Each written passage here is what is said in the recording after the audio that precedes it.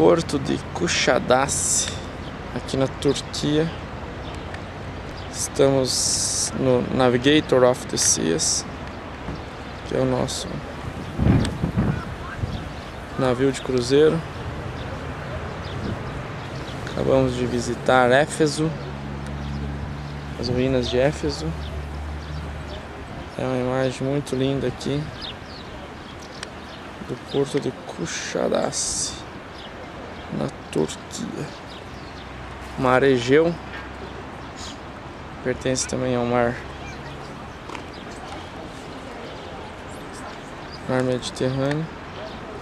Nosso pessoal ali, a diferença de coloração aqui da água.